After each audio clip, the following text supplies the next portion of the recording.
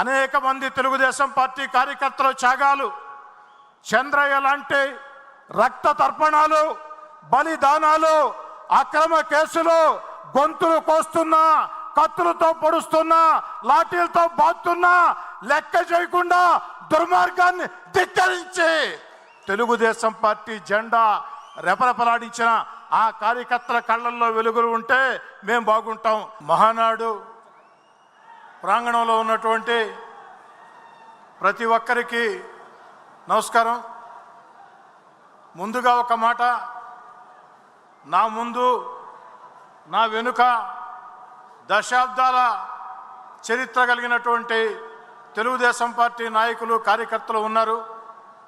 మీ చరిత్రతో పోల్చుకుంటే, మీరు తెలుగుదేశం పార్టీకి చేసిన సేవలతో పోల్చుకుంటే నేను మీ అందరికంటే చాలా జూనియర్ని. కేవలం ఎన్నికలకు 16 నెలల ముందు ఆనాటి ప్రభుత్వ వైఎస్ఆర్ కాంగ్రెస్ పార్టీ విధానాలు నచ్చక ధిక్కరించి, ఎదిరించి, పోరాడి ఆ యొక్క ప్రభుత్వానికి వ్యతిరేకంగా రోడ్డు మీదకు వచ్చిన పరిస్థితుల్లో ఆ రోడ్డు మీద ఒక రాజకీయ శ్రామికుడిగా నడిచి వెడుతున్న పరిస్థితుల్లో ఆనాడు తెలుగుదేశం పార్టీ జాతీయ అధ్యక్షులు నారా చంద్రబాబు నాయుడు గారు, యువ నేత నారా లోకేష్ గారు భుజం తట్టి ప్రోత్సహిస్తే ఆ సేతు తెలుగుదేశం పార్టీ కుటుంబం అంతా నన్ను మీలో సభ్యుడిగా చేర్చుకొని హక్కును చేర్చుకున్నారు, ప్రోత్సహించారు. నన్ను ప్రోత్సహించిన ప్రతి ఒక్కరికి, నాకంటే వయసులో పెద్దవాళ్ళైనా ప్రతి కార్యకర్తకి, ప్రతి నాయకుడికి కాళ్ళకి దండం పెట్టి ధన్యవాదాలు చెప్తూ ఉన్నా. నాకంటే వయసులో చిన్నవాళ్ళైనా కార్యకర్తలు, నాయకులకి 2 చేతులు జోడించి సవినయంగా ధన్యవాదాలు తెలియజేస్తూ ఉన్నా. విద్యుత్ మీద తీర్మానం, విద్యుత్ సంస్కరణలకి ఈ రాష్ట్రంలో కాదు ఈ దేశంలో ఒక రోల్ మోడల్, ఒక ఆద్యుడు మన ముఖ్యమంత్రి నారా చంద్రబాబు నాయుడు గారు. నారా చంద్రబాబు నాయుడు గారిని చూసి ఈ దేశంలో అనేక మంది ముఖ్యమంత్రులు విద్యుత్ మీద ఎలాంటి చర్యలు తీసుకోవాలో తీసుకున్నారు. ఇవి నేను చెప్పే మాటలు కాదు, ఆ ముఖ్యమంత్రులు ఆయా సందర్భాల్లో అనేక సార్లు చెప్పినటువంటి మాటలు. ఒక్క మాటలో ఈ విషయంలో చంద్రబాబు గారిని రాజకీయ ప్రత్యర్థులు సైతం అభినందించక తప్పదు. ఎందుకంటే ఆంధ్రప్రదేశ్ని 17 మంది ముఖ్యమంత్రులు పరిపాలించారు. ఆంధ్రప్రదేశ్ని 17 మంది ముఖ్యమంత్రులు పరిపాలిస్తే 16 మంది ముఖ్యమంత్రుల హయాంలో విద్యుత్ ఉత్పాదన 5,000 మెగావాట్లు. కానీ ఒక్క చంద్రబాబు నాయుడు గారి హయాంలో ఉత్పాదన 15,000 మెగావాట్లు. 16 మంది ముఖ్యమంత్రులు 5,000 కోట్లు, ఒక్క ముఖ్యమంత్రి ఒక 15,000 మెగావాట్లు. కాబట్టి ఈ యొక్క విద్యుత్ రంగం మీద వారికి ఎంత అపార అనుభవం ఉందో అందరికీ తెలుసు. చాలని కరెంటుతో, వచ్చి రాని కరెంటుతో కరెంటు బిల్లు ఎట్లా కట్టాలి అని ఆవేశపడే రోజుల్లో, ఆవేదన చెందే రోజుల్లో ఈరోజు భారతదేశంలో ఒక రోల్ మోడల్లా ఆంధ్రప్రదేశ్లో కరెంటు వెలుగులు వెలుగుతున్నాయంటే ముందు చూపుతో చర్యలు తీసుకున్న చంద్రబాబు నాయుడు గారికి ఒక్కసారి తెలుగుదేశం మహానాడు ప్రాంగణం దద్దరిల్లే విధంగా చప్పట్లతో ధన్యవాదాలు తెలియజేయాలని చెప్పని కోరుకుంటూ ఉన్నా. ఇక నా మాటలు ముగించే ముందు 2 మాటలు. ఒకటి, ఈరోజు మన ముఖ్యమంత్రి చంద్రబాబు నాయుడు గారు గత వైఎస్ఆర్ కాంగ్రెస్ పార్టీ విధానాలతో సర్వనాశనం అయిపోయిన ఆంధ్రప్రదేశ్, గత పాలకుల దుర్మార్గాలతో సర్వనాశనమైన ఆంధ్రప్రదేశ్ ఈరోజు చంద్రబాబు నాయుడు గారు కాకుండా వేరే వారు ముఖ్యమంత్రిగా ఉంటే కనీసం రాష్ట్రాన్ని నడిపించే పరిస్థితి లేదు, జీతాలు కూడా ఉద్యోగస్తులకు ఇచ్చే పరిస్థితి లేదు.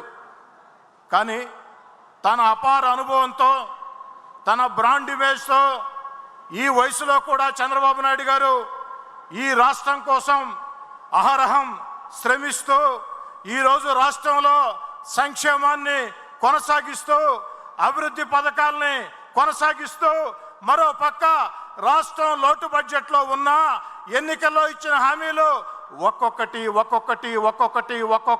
నెరవేర్చుకుంటూ వస్తూ ప్రపంచంలో రాజధాని లేని రాష్ట్రం ఆంధ్రప్రదేశ్.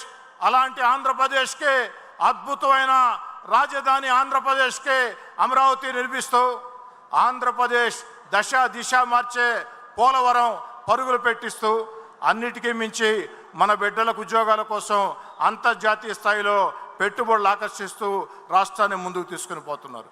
వారి స్ఫూర్తిగా ప్రతి ఒక్క నాయకుడు కార్యకర్త కష్టపడాలని ఈ యొక్క వేదిక మీద నుంచి పార్టీ జాతీయ అధ్యక్షులు చంద్రబాబు నాయుడు గారికి నా వినయపూర్వక అభ్యర్థన. చంద్రబాబు నాయుడు గారు, మీరు టార్గెట్ 29 ఇచ్చారు, 2029 టార్గెట్. మేము సిద్ధం టార్గెట్కి. కానీ 2029 ఎన్నికల టార్గెట్ అప్పచెప్పిన మీరు ఈ యొక్క రాష్ట్రమే కాదు, ప్రపంచంలో ఉండే తెలుగు వాళ్ళు లేదా తెలుగుదేశం పార్టీ నాయకులు కార్యకర్తల ఆకాంక్షను కూడా మీరు నెరవేర్చాలా, ఆకాంక్షను కూడా మీరు గుర్తించాలా. ఈరోజు ఒక ఆంధ్రప్రదేశే కాదు, ప్రపంచంలో ఉండే తెలుగుదేశం పార్టీ కార్యకర్తల అభిమానులు ఆకాంక్ష నారా లోకేష్ గారు తెలుగుదేశం పార్టీలో కార్యనిర్వాహక పాత్ర పోషించాలా, కార్యనిర్వాహక పాత్ర పోషించాలా. ఇదే అందరి ఆకాంక్ష. ఎందుకంటే ఆనాటి పాలకుల దుర్మార్గాలకి రాష్ట్రమే భయపడిన రోజుల్లో, దేశమే ఘోరంగా ఇంత భయంకరంగా ఆంధ్రప్రదేశ్ ఉండే రోజుల్లో ఒక వ్యక్తి మాట తప్పకుండా, మడమ తిప్పకుండా నిర్బంధాలు, నిషేధాజ్ఞలు, లాఠీలు, తుపాకులు, రౌడీజం దేన్ని లెక్క చేయకుండా నేనున్నా మీకోసమని యువగళం పాదయాత్రతో తెలుగుదేశం పార్టీ కార్యకర్తల భుజం తట్టి వీధుల్లోకి తీసుకొని వచ్చి ప్రజలకి ఒక భరోసా ఇచ్చాడు. అలాంటి నారా లోకేష్ గారు ఈరోజు తెలుగుదేశం పార్టీలో క్రియాశీలక పాత్ర పోషించాలా అని అంటే కార్యనిర్వాహక పాత్ర పోషించాలా అని ఆకాంక్షని మీరు నెరవేరుస్తారని ఈ మహానాడు సాక్షిగా లోకేష్ బాబు గారికి కార్యనిర్వాహక పాత్ర అప్పజెప్పాలని మీ స్ఫూర్తితో, నారా లోకేష్ గారి పోరాట స్ఫూర్తితో, చంద్రబాబు గారి యుక్తితో, లోకేష్ గారి పోరాట స్ఫూర్తితో ఈ రాష్ట్రంలో తెలుగుదేశం పార్టీ ముందుకు కలుతుందని తెలియచేసుకుంటూ, చివరి మాట, జాతీయ అధ్యక్షులు చంద్రబాబు నాయుడు గారు అధినేతే కార్యకర్త అన్నాడు. నిజం, అధినేతే కార్యకర్త.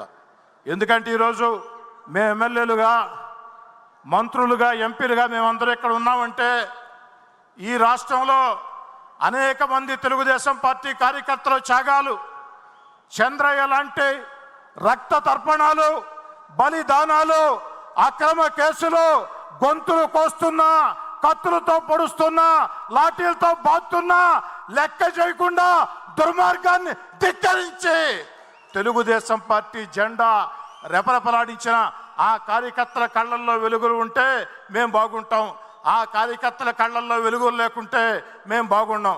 కాబట్టి చంద్రబాబు గారు అధినేత కార్యకర్త సూక్తిని నరాన వంట పట్టించుకొని ముందుకు సాగుతామని తెలియచేస్తూ మీ అందరి వద్ద సాదరంగా సవినయంగా సెలవు తీసుకుంటూ ఉన్నాను.